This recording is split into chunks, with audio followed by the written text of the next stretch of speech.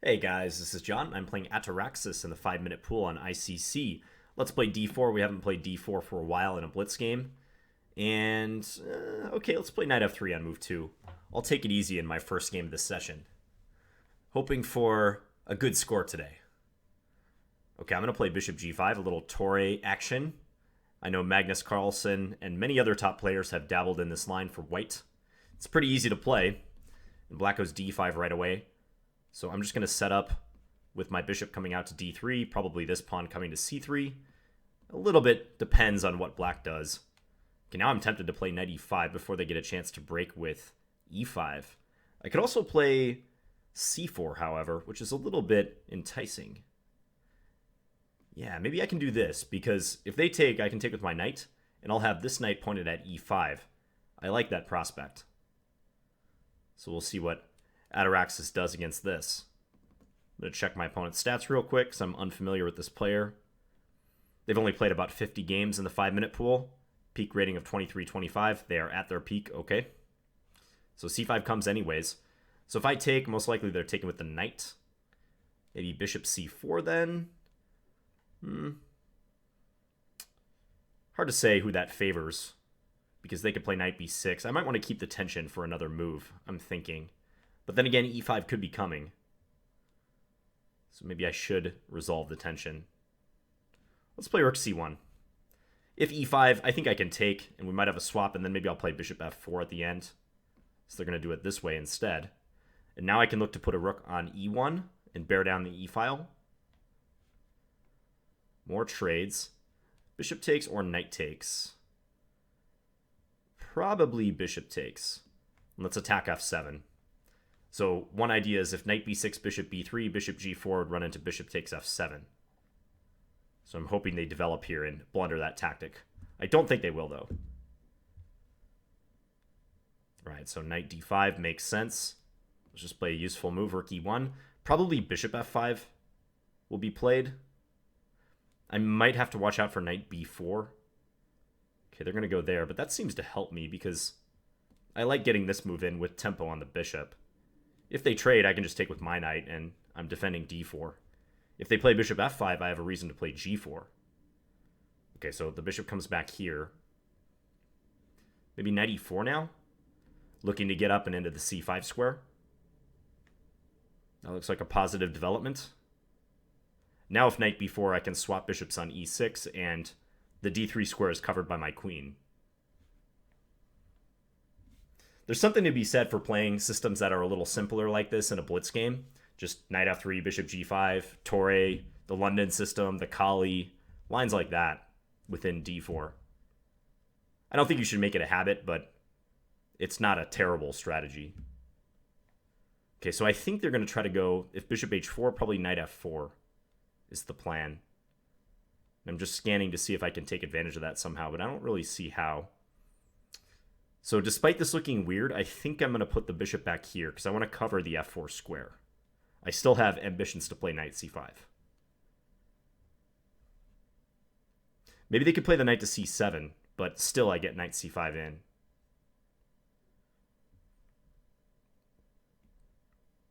Yeah, it looks odd to do this, but it might be all right. b4 is covered as well.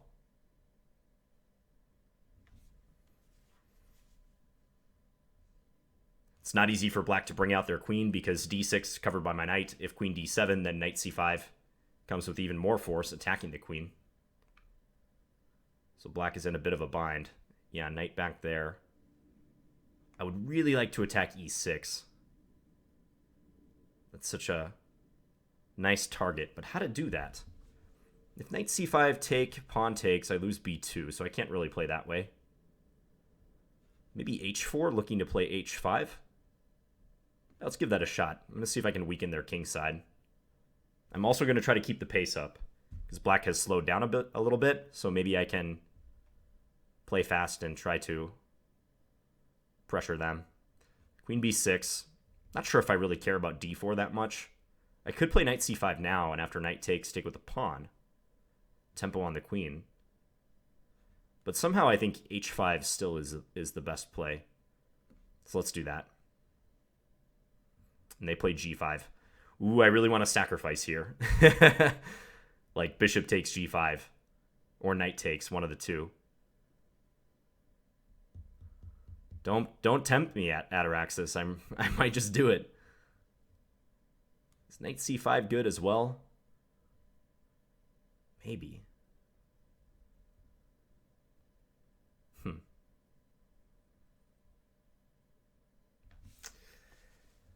All right, I'm going to go for it. Which one do I want to take with, though? Bishop or knight takes? I could legitimately take with all three minor pieces on g5. All of these, both knights and the bishop. It's one of these things you don't want to lose on time, though. Okay, let's take this way. Then we're going to take here and keep d4 covered. He knew that was coming because he pre-moved that. That capture.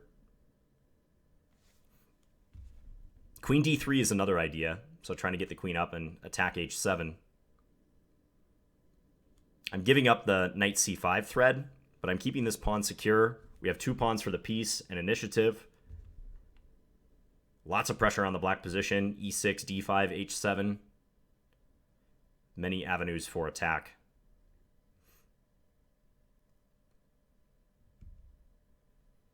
And as we know, fortune favors the brave. Be it over the board chess, blitz, bullet.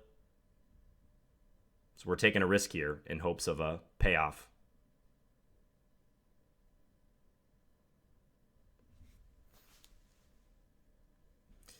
I think knight f8 could be played by black, covering h7 and e6. But if I take, they would have to take with the f-pawn, which is certainly a weakening move. Maybe I go knight e5 then. I need to transfer more pieces over to the king side, but I'll have my chances. And their clock continues to tick. That knight over, okay. I think take still. And probably knight e5. Yeah, let's do that.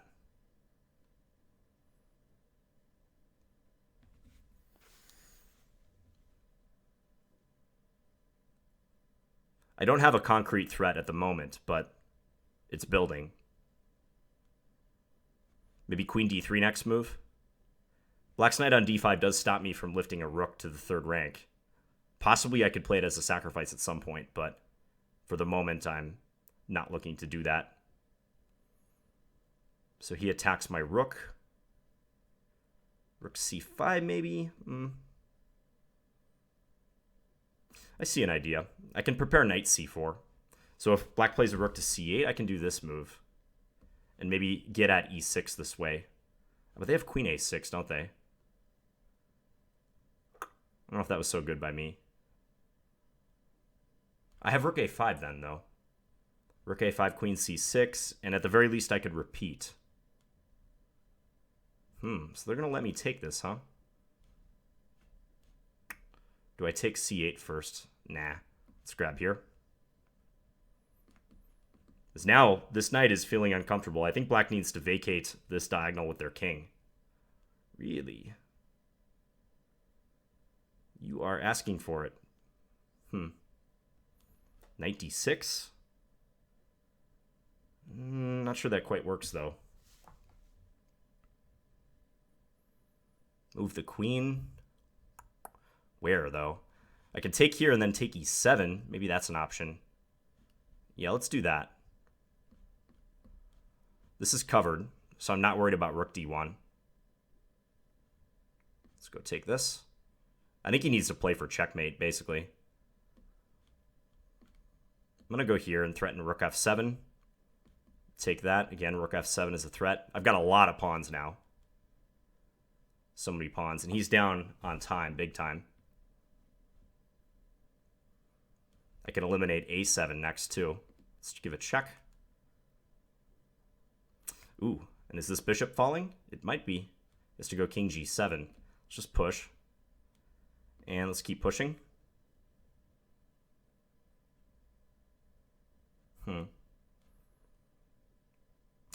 It's a good move, good defense. I'm going to come here. Oh, no, I dropped my rook. Wow. Dropped my rook in the process of doing that. Let's push this. He's down so much time, though. This is going to be real tough for him. Let's not trade. There's 3 seconds left.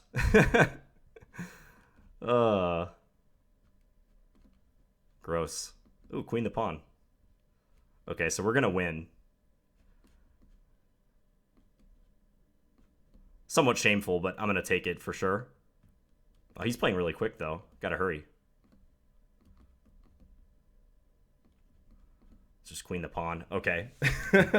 So I dropped my rook on b8 after bishop f4. That was a nice defensive move, because otherwise I think I'm just rolling him over. I've got, what, 5 pawns at this point? Yeah, 5 pawns for the minor piece that I've sacrificed. Should be crushing, but bishop f4 was a timely defense. I guess I should just leave the knight there. Or maybe play rook b7, although he can trade some stuff. Possibly here, b4 was a mistake, I'm guessing. And I have knight f5, he was just going to go king h7 then. The big problem for black is all these defensive moves took so much time. So one thing we'll be looking at when I add the engine is whether this sacrifice on g5 was sound. It's very hard to resist, and in a practical game, even a longer game, I think this would give black a lot of issues. But the computer has a way of downplaying sacrifices at some stages. It can just say, like, you know, you have nothing here. I see all the defensive resources. White's initiative will fizzle out. I like the position I got out of the opening. I think bishop g4 was unnecessary. If they're going to develop the bishop, they should just probably put it on e6 right away. There's no reason to give me the h3 move for free. Okay, so let's go back and take a look. So this is a Torre attack. White playing knight f3 and developing the bishop to g5. Sometimes white plays knight bd2 and e4 if allowed, like say black does this. White could go ahead and play e4 and try to take over the center. So maybe that's why my opponent played d5, trying to stop me from pursuing that. I could also take here and double up their pawns if I want. That would be an alternative way to play, kind of along the lines of a Trumpowski. Although in that case, I kind of wonder if my knight is best placed here, because a lot of times white pursues a setup with g3, bishop g2, e3, and knight e2. So I think on f3 it's restricted. So these next few moves are just us developing. Black makes it clear that he wants to play for e5. And I played c4, just trying to adjust to the circumstances. I mean, c3 would be an autopilot move, but it doesn't really interfere with black's plans to play this. Their rook would be on an exposed square after we make these trades, but how do I take advantage? Bishop f4, knight f3, black will just retreat their rook, so I don't see anything. Let me add the computer in right about here. Yeah, like c4, says it's fine. And c5 was the answer, combative, and I just played rook c1. So this is a case that I was talking about with a student recently. So when you have 4 pawns clustered like this, and a lot of times it happens on exactly these squares, d4, c4, and d5, c5.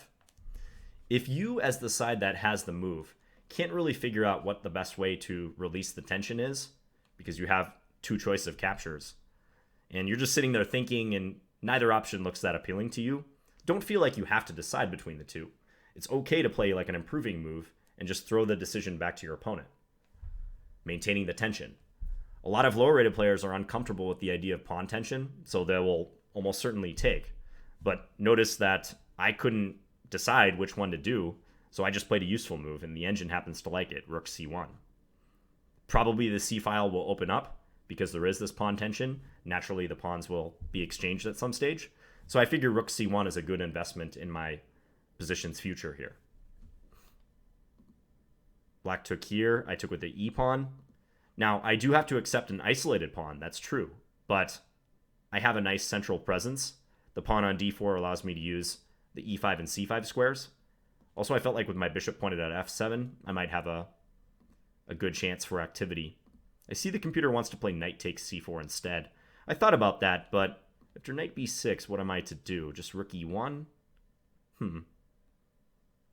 Maybe the computer dislikes my knight on d2, because it is hard to find a use for this piece. So if I could play the knight up and then maybe even exchange it, and still get the bishop to c4 eventually, that could be an improvement. Okay, as played, knight b6, bishop b3, knight f to d5. I just played rook e1. I thought that was fine. Yeah, knight e4 might also be good, trying to get into the c5 square. I'm more likely to use c5 than e5, I think, since black at least has a bishop covering e5. Also, if I were to jump into e5 now, I'd probably be running afoul of f6. So I must be aware of that. So I'm just positioning my rooks on the open and half-open files. And I was kind of criticizing this bishop development. I don't think bishop g4 is smart. Just h3, and black really doesn't want to trade. So they have to retreat the bishop, and h5 is not an option because of g4. Bishop f5, I might also think about playing g4. So they dropped it back to e6. But now I think I started obtaining a very promising position, getting the knight into c5. h6, and I was commenting that bishop d2 is an unusual retreat. I think normally I'd like to go here, but I was trying to avoid black playing knight f4.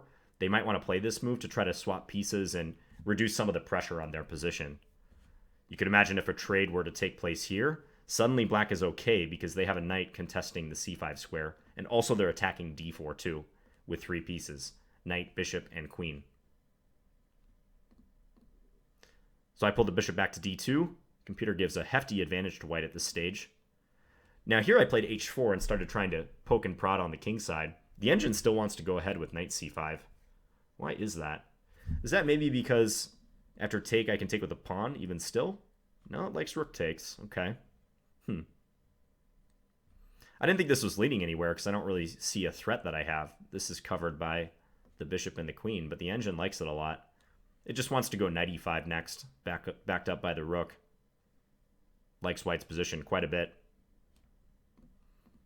But I played h4. So I was trying to threaten h5, and if black plays h5 to stop me, then I get to use the g5 square. Now, the computer would really be liking my position, because knight g5, I'm on the bishop, which needs to stay on e6 to defend the knight. So black is experiencing too many problems on that particular square. So black played queen b6. I went h5. Again, knight c5 is recommended. With the same plan, if black takes, taking with the rook. I'm trying to go after this. Oh, that's a nice point. Yeah, I didn't appreciate that. So here, if black plays a rook to d8 to guard, I have bishop a5. Skewering. Winning the exchange. Nice little resource right there. I pressed on with h5. Black went g5, and, well, there you go. Bishop takes g5, top move recommended. I think in a blitz game, it would be impossible to pass up this move once you start looking at the sacrifice on g5. You get 2 pawns and an initiative, and black is thrust into such an uncomfortable defensive position. In a blitz game, it's almost a no-brainer. The hard part was just figuring out which piece I should sacrifice, and I see even the engine has changed its mind now. So as I said, I took this way because I wanted to keep the pawn on d4 defended, but I see the computer says that back here it was giving knight f takes g5. Maybe now it will go back to bishop takes g5. I could try this line and then takes, because maybe taking d4 is not that big of a deal. I am on e6 a couple times. So this also could be promising, but that said, the way the game played out was not unfavorable to me. So take, and now knight f4 is the top move from the computer, trying to trade on e6. Ooh, but then white's advantage is growing. Take, knight takes, and rook takes. Wow. And then is knight g5 the plan? Yep, knight g5. All hands on deck to attack e6. And I would assume if knight f8, maybe I could target f7. I was thinking queen f3 trying to get in, but the computer sees an even stronger line. h6, bishop takes, queen h5. And notice how black's queen is cut off from the defense of their own king. If bishop g5, rook c3, and its mate in 5. I'm threatening queen check followed by rook h3 when the king goes to the h-file. Yeah, so this sort of thing becomes possible when black is on the defensive and scrambling to get resources over to the king side. I'm trying to strip them of defenders around their king. And the fact that their major pieces, some of their major pieces are on the queen side, is troubling for them. Just a difficult position in general. I thought maybe black would play knight f8, but this too looks strong for white. Take, h6, take, knight e5. Wow. Yeah, queen coming up here again. h6 is more of a line-clearing move than anything else, just opening up the h-file. This is devastating. If take here, black is not long for this world. If king h7, I have bishop c2 check. If king h8, I have knight f7. There's going to be some sort of mating net like this. One too many pieces around that black monarch. So black played this knight to f6. I took on e6. And I played knight e5, which is a mistake. So I could have gone directly for the throat. Knight g5. Good point that the engine is making. There's not a good way for black to defend e6. And I'm +3. Notice how I'm trying to make this bishop more relevant down the diagonal. If I can get at e6, then the prime defender of the knight on d5 is gone. And as happened in the game, this bishop is lurking towards the black king, even though it's all the way on the other side of the board. So knight e5, and here black's best defense was rook a d8. Maybe? Putting a rook on d8, maybe trying to shore up the defenses of d5.